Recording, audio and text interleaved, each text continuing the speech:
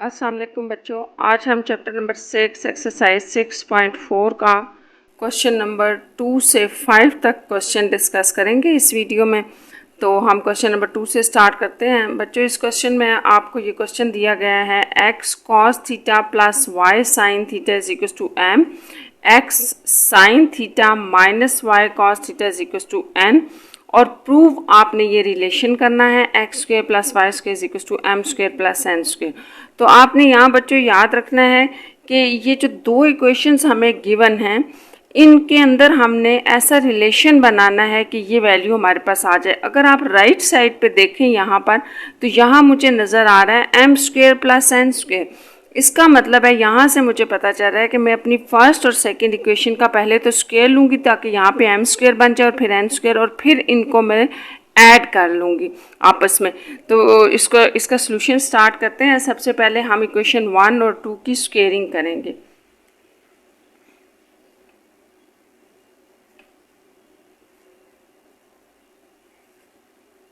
आप इसकी स्क्वेयरिंग करें तो फर्स्ट इक्वेशन हमारे पास क्या आ जाएगी,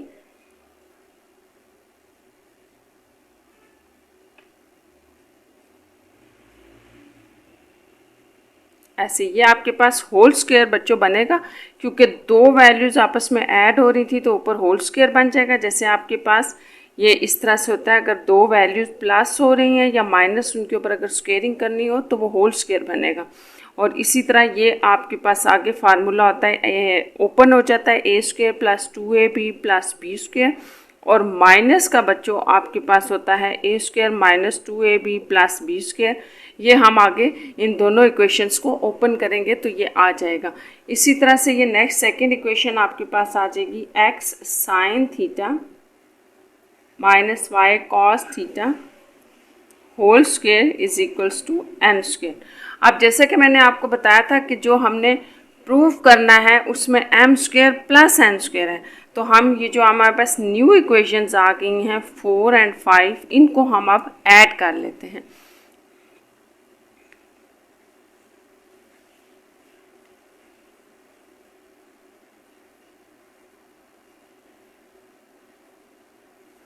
फोर और 5 को ऐड करेंगे। बच्चों, अब आपने यहाँ याद रखना है कि ऐड इक्वेशंस को हम हमेशा इस तरह से करते हैं कि लेफ़्ट साइड में ऐड होती है और राइट साइड में ऐड होती है। तो इसके अकॉर्डिंग ये वाली वैल्यू इसमें ऐड होगी, इक्वालिटी के दूसरी तरफ ये दोनों आपस में ऐड हो जाएंगी। तो हम इनको ऐड करते हैं। जैसे हम पहली वैल्यू लिखते हैं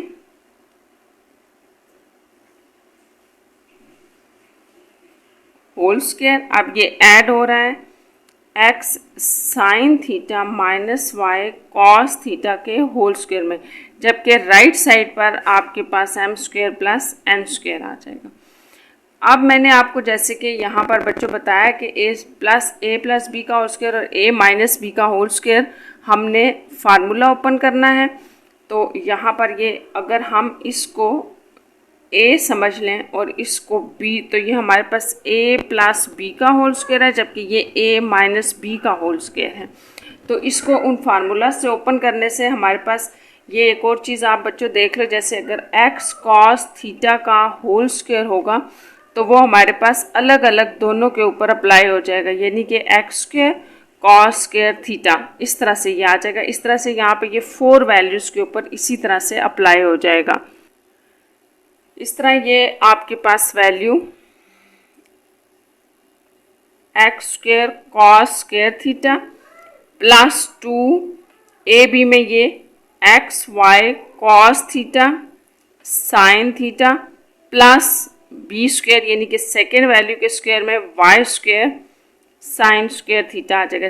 ये वाली वैल्यू यहाँ पर ओपन हो गई है। अब सेकेंड वाले को हम ओपन करते हैं, plus x square sine square theta minus 2 x y cos theta sine theta, और यहाँ नीचे इसको लिख लेते हैं plus y square cos square theta, ये सेकेंड वाली वैल्यू बी स्क्वेयर की जगह, और इस इक्वल के दूसरी तरफ m square plus n square रह जाएगा। अब अगर बच्चों आप इसको देखो कि जो हमने ओपन किया है तो इसमें ये दोनों सेम हैं और साइन इनका चेंज था, इसलिए ये कैंसिल आउट हो गए। अब हमारे पास रिमेनिंग में x square cos square theta plus y square sine square theta, x square sine square theta, ये value plus y square cos square theta left side पे हैं और राइट साइड में n square plus m square. अब यहाँ पर अगर आप देखो बच्चों तो एक्स स्क्वेयर और एक्स स्क्वेयर यहाँ दोनों आ रहे हैं, जबकि यहाँ वाई स्क्वेयर और वाई स्क्वेयर कॉमन आ रहे हैं। तो हम यहाँ से अगर एक्स स्क्वेयर कॉमन ले लें तो अंदर हमारे पास cos square theta plus sine square theta रह जाएगा, जबकि वाई स्क्वेयर कॉमन लेने से sine square theta plus cos square theta रह जाएगा। अब हमें फर्स्ट ट्रिग्नोमेट्रिक आइडेंटिटी याद है कि वो cos square theta plus sine square theta जहाँ भी होगा हमने इसको 1 लिखना है। तो इस तरह से ये दोनों वैल्यूज़ आपकी 1 बन जाएंगी और लेफ़्ट साइड में x square plus y square रह जाएगा, जो कि right side n square plus n square के इक्वल आ जाएगा। इस तरह से ये हमारा रिलेशन प्रूव्ड हो गया। क्वेश्चन नंबर 3 में बच्चों आपसे क्वेश्चन ये किया गया है कि find the value of theta. Theta की वैल्यूज़ आपने यहाँ पर फाइंड आउट करनी है, जबकि आपको थीटा जो है वो 0 और π/2 के दरमियान में लाई कर रहा है। तो इसका फर्स्ट पार्ट देख लेते हैं। ये है आपके पास 2 sine square theta is equals to 1/2 ये दिया गया। तो बच्चों ये आपने याद रखना है कि इसका क्या मतलब है।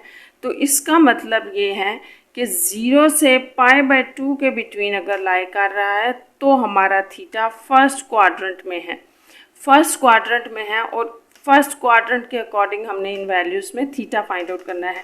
ये आपको मैंने पीछे भी बताया था, बहुत आसान है। अगर आपने थीटा फाइंड आउट करना है तो इसके साथ से एक्स्ट्रा वैल्यूज़ हमें अलग करनी पड़ेंगी। जैसे ये 2 है तो बच्चों मैं इसको साइन स्क्वायर थीटा और ये 2 अगर उस तरफ ले जाऊं तो ये नीचे डिवीजन में जाके 1/4 बन जाएगा। और यहाँ पे अगर मैं स्क्वेयरिंग, यहाँ पे मैं अगर स्क्वायर रूट ले लूँ,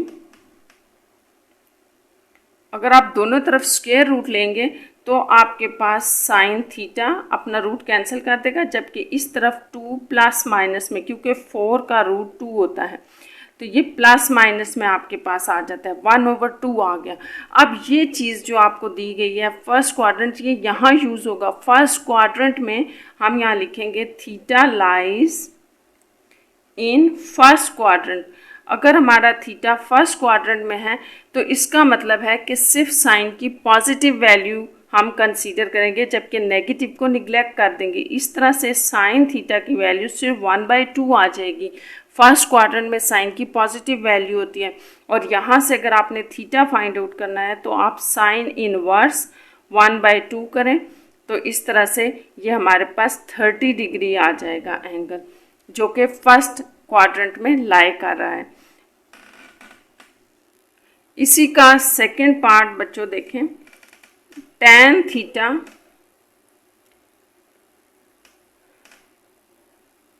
इज इक्वल्स टू 1। ये बेसिकली आपको क्वेश्चन ऐसे दिया है, sine theta is equals to cos theta.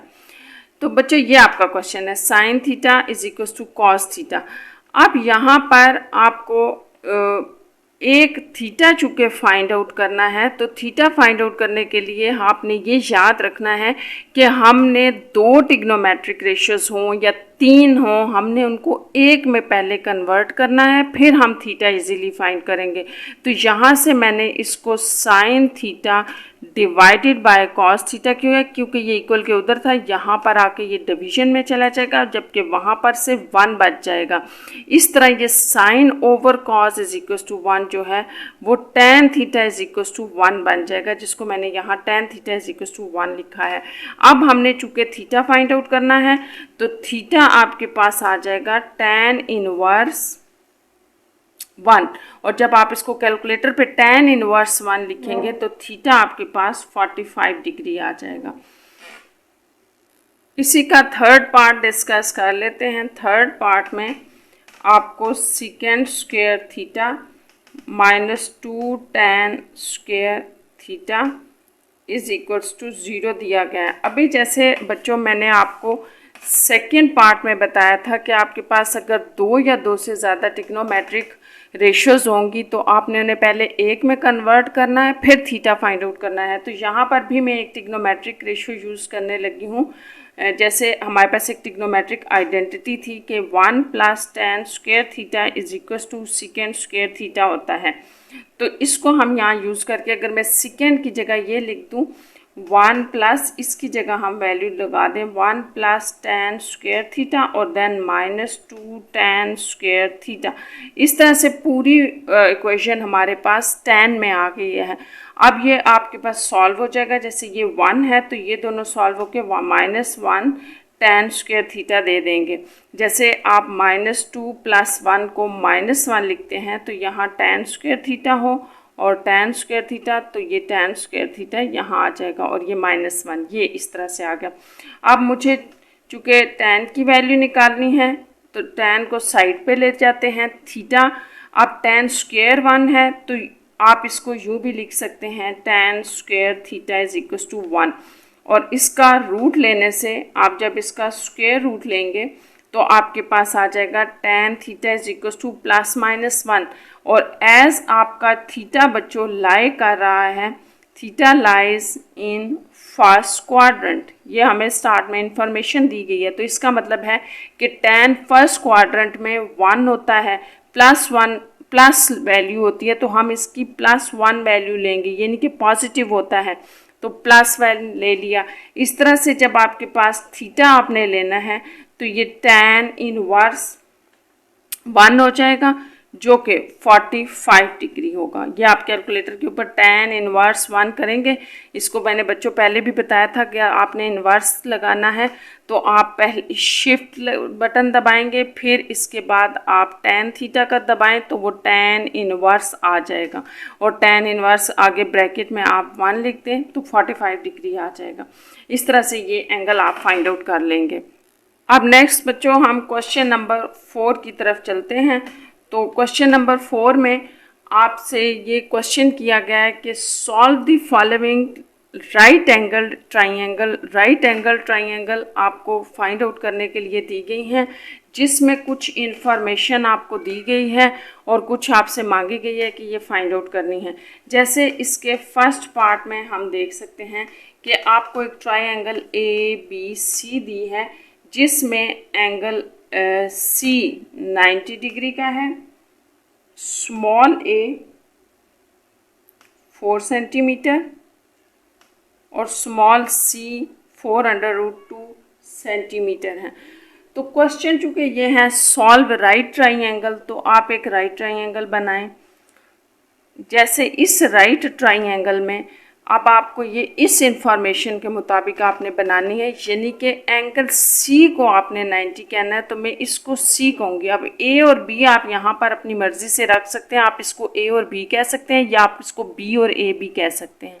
अगर ये A मैंने ले लिया और ये B ले लिया तो ये बच्चों आपको मैंने पहले भी बताया था कि C के सामने वाली साइड स्मॉल c होती है जो आपके 4√2 दी हुई है। A के सामने वाली स्मॉल A साइड कहलाती है, ये 4 सेंटीमीटर है और B के सामने वाली स्मॉल b है जो कि अननोन है।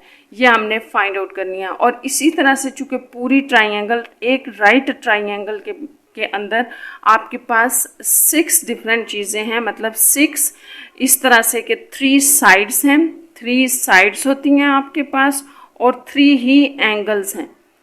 तो ये सारे हमने फाइंड आउट करने हैं। इसी तरह आपने ये एंगल A और एंगल B भी फाइंड आउट करना है। यहाँ पे अननोन थिंग्स जो हैं वो 3 हैं। एंगल A आपने फाइंड आउट करना है, एंगल B आपने फाइंड आउट करना है और स्मॉल b भी फाइंड आउट करनी है। इस तरह से ये पूरी ट्राइंगल सॉल्व हो जाएगी। तो हम स्टार्ट करते हैं बच्चों। जैसे आपको अगर 2 साइड्स गिवन हो और तीसरी अननोन हो तो हम इसके ऊपर पैथागोरस थ्योरम लगाते हैं।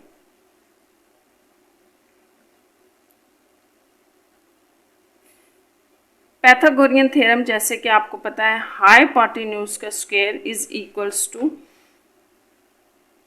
बेस का स्क्वायर प्लस परपेंडिकुलर का स्क्वायर होता है।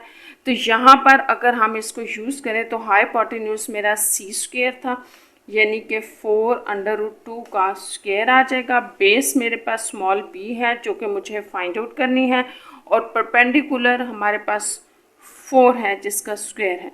इस तरह ये स्क्वायर जब आप दोनों वैल्यूज़ के ऊपर अलग अलग अप्लाई करेंगे तो ये स्क्वायर बच्चों दोनों के ऊपर अलग अलग अप्लाई होगा। तो 4 का 16, और जब वो 2√2 के ऊपर अप्लाई होगा तो सिर्फ 2 रह जाएगा, यानी कि 4 का स्क्वायर √2 का स्क्वायर, ये इस तरह से होगा तो ये कैंसिल आउट हो जाएगा। यहाँ b स्क्वायर प्लस 16 आ जाएगा। अब हमें b स्क्वायर फाइंड आउट करना है, तो ये आ जाएगा। ये 16 हम इस तरफ ले जाएंगे जिससे ये हमारे पास b स्क्वायर 16 आ गया। अब स्क्वायर रूट लेने से ये वैल्यू आपके पास 4 आ जाएगी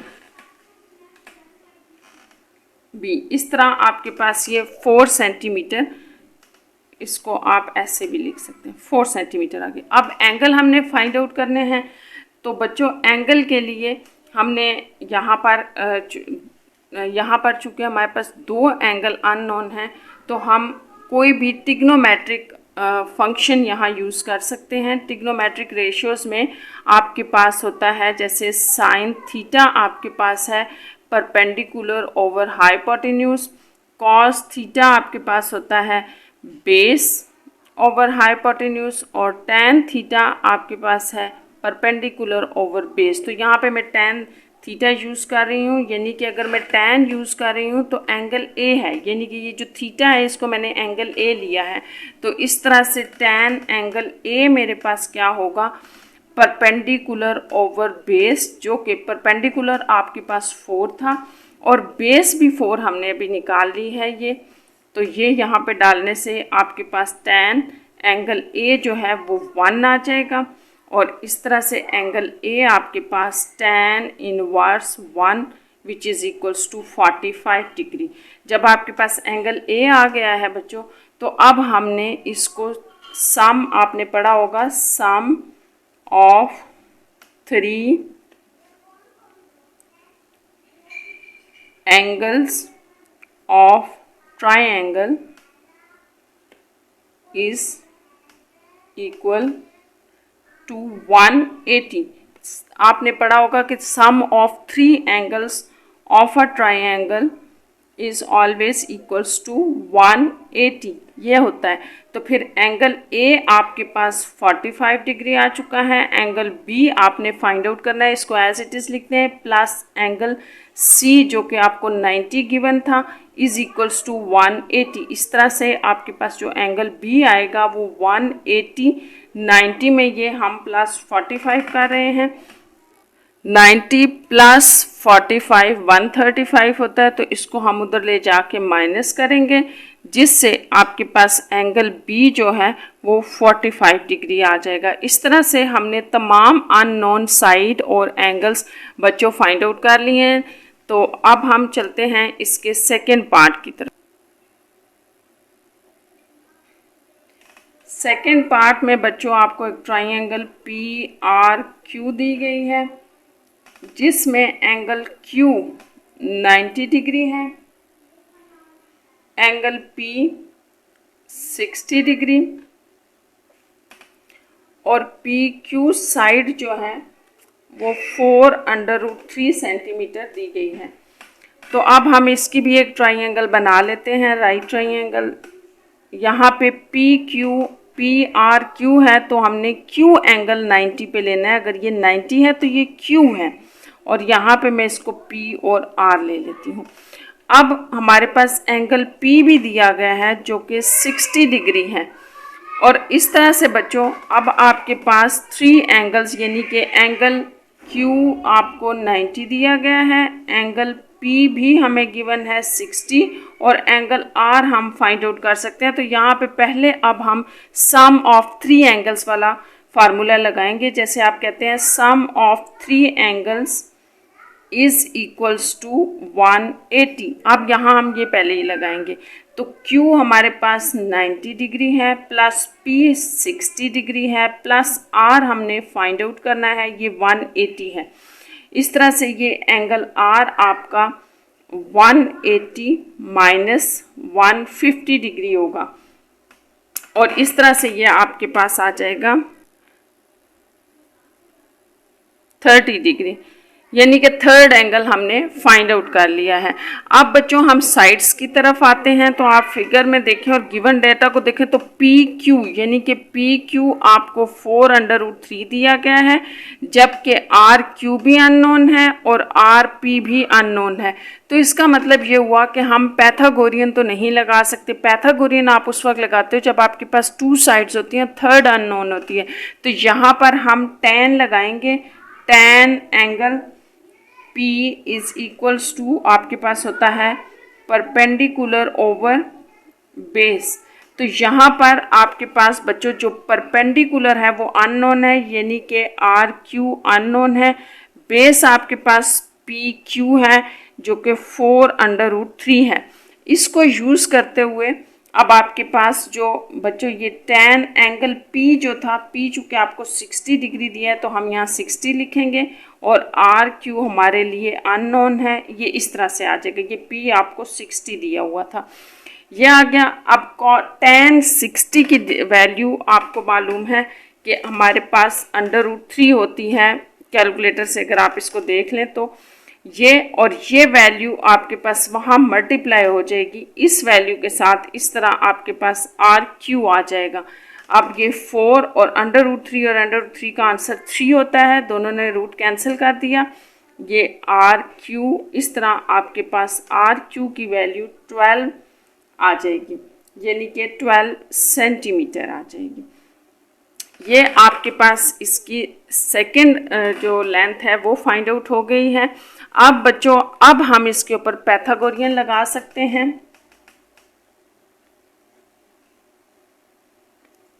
बाय पैथागोरियन अब आपके पास पैथागोरियन अकॉर्डिंग टू इस फिगर के क्या होगा, यहाँ मैं लिख देती हूँ पी आर का स्क्वायर यानी कि हाइपोटेन्यूज का square is equals to perpendicular, ये आपका परपेंडिकुलर था, प्लस ये आपकी बेस है इसका स्क्वायर। ये आपका हाइपोटेन्यूज है, ये परपेंडिकुलर है और ये बेस है। तो इसके अकॉर्डिंग आपके पास पी आर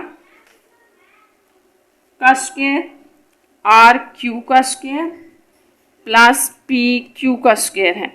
तो बच्चों आपने अभी जो फाइंड आउट की हैं वैल्यूज़, इनमें आपके पास जो पी आर है यानी कि हमारा हाइपोटेन्यूज है, ये हमने फाइंड आउट करना है। क्यू आर या आर क्यू 12 हमने फाइंड आउट किया है और पी क्यू जो है वो हमें ये गिवन था इसका स्क्वायर।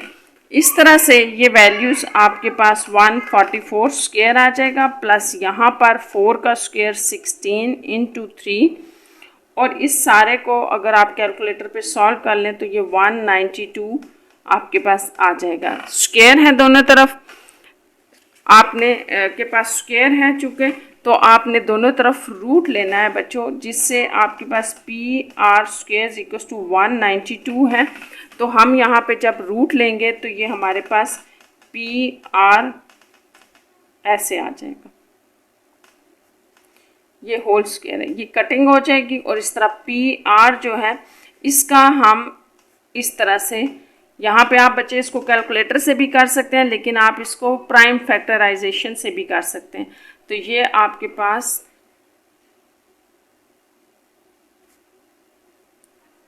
ऐसे आ जाएगा, यानी कि √192 को 8 का स्क्वायर बन रहा है, तो ये रूट से बाहर चला जाएगा, √3 8√3 भी लिख सकते हैं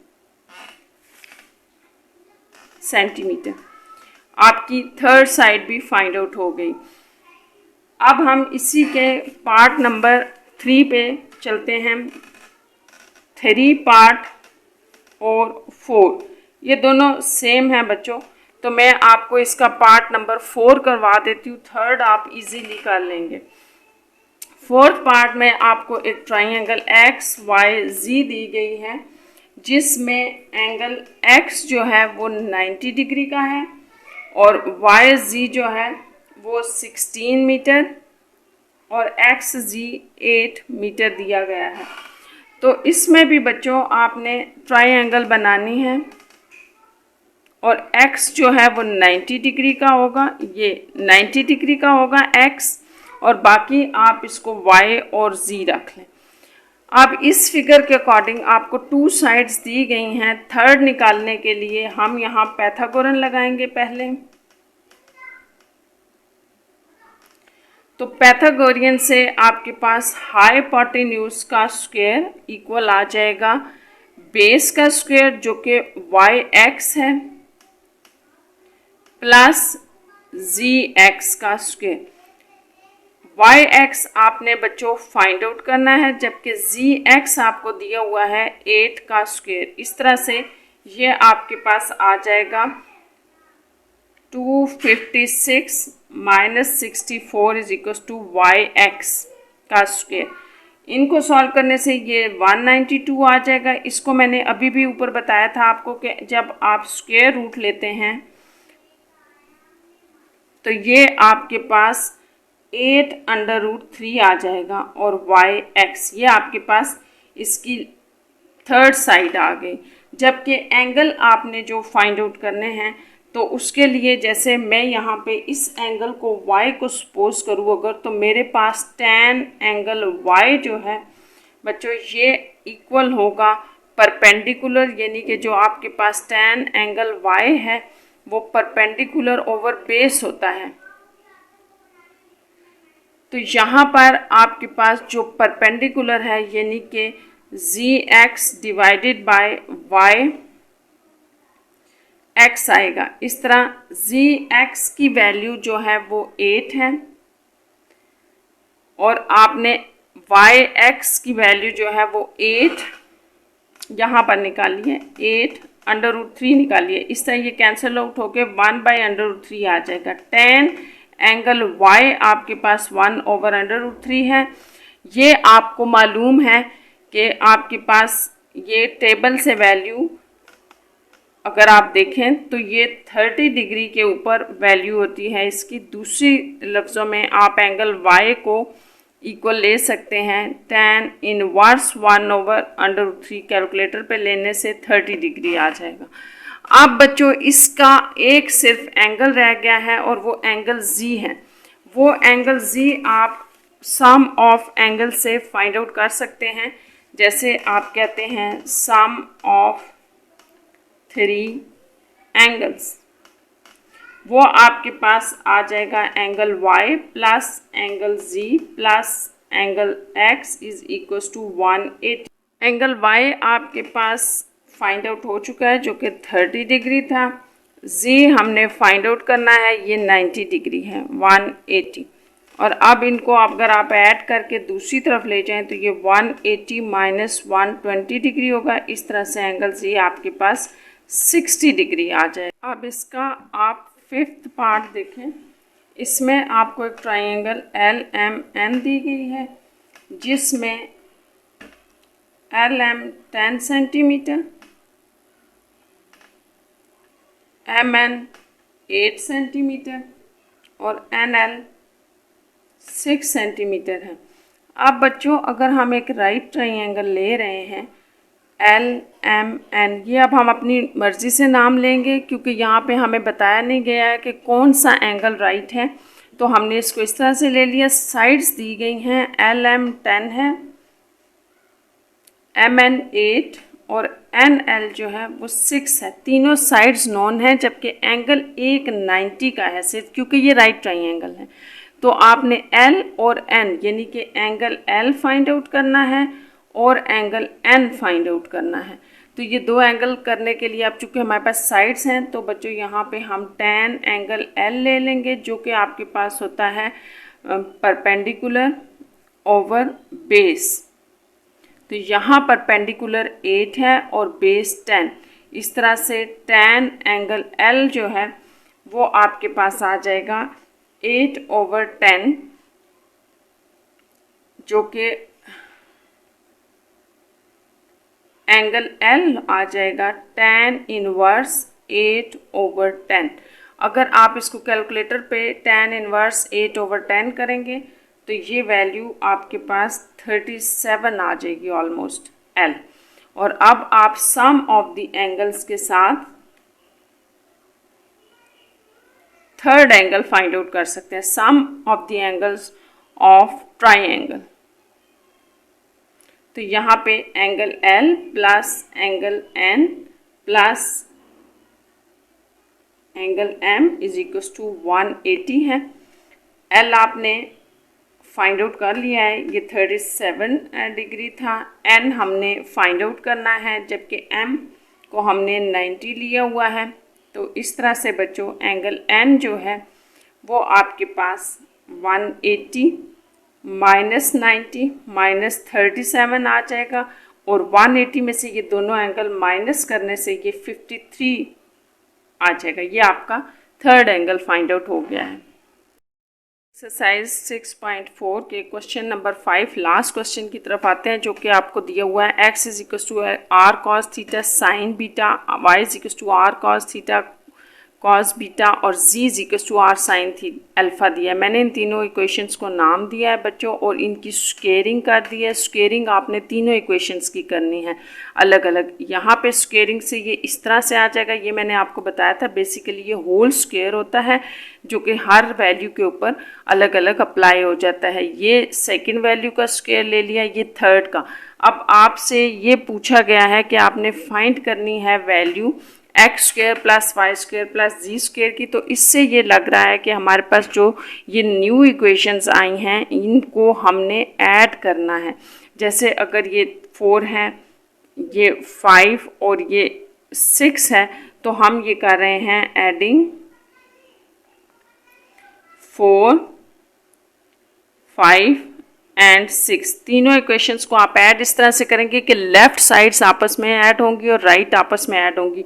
तो इस तरह से ये जो लेफ्ट साइड पे आपके पास x प्लस वाई प्लस जी आ जाएगा। ये तीनों साइड्स आपके पास बच्चों ये और ये ऐड हो गई।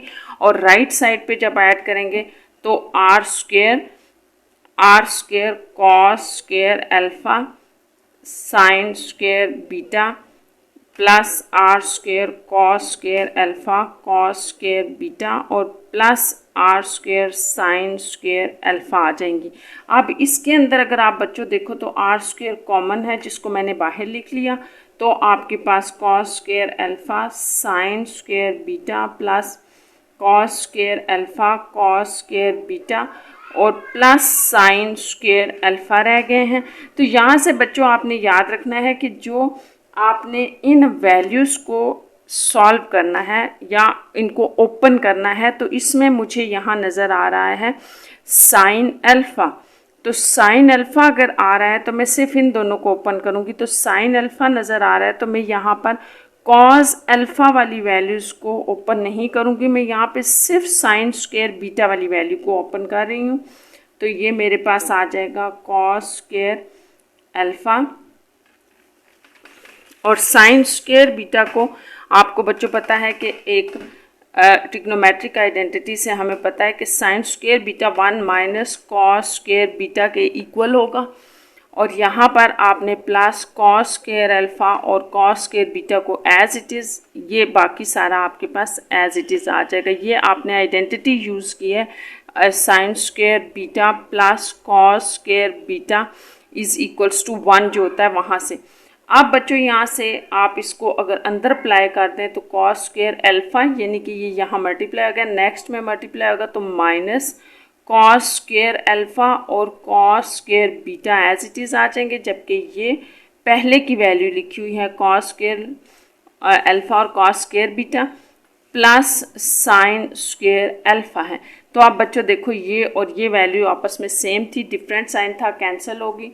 आर स्क्वेयर अंदर cos square alpha plus sine square alpha बच गया है।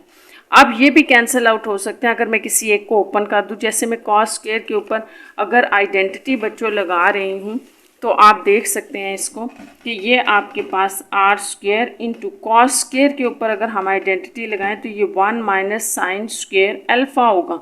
इसी तरह ये साइन स्क्वेयर अल्फ़ा ये वाला एज इट इज़ उतार दिया। अब ये भी कैंसिल हो गया तो आर स्क्वेयर इंटू 1 रह जाएगा। इस तरफ दूसरी तरफ आपके पास ये चीज़ें ये वेरिएबल्स ऐड हो रहे थे। इस तरह आपके पास x square plus y square plus z square की वैल्यू आर स्क्वेयर आ जाएगी, जो कि आपका आंसर है। टेक केयर बच्चों।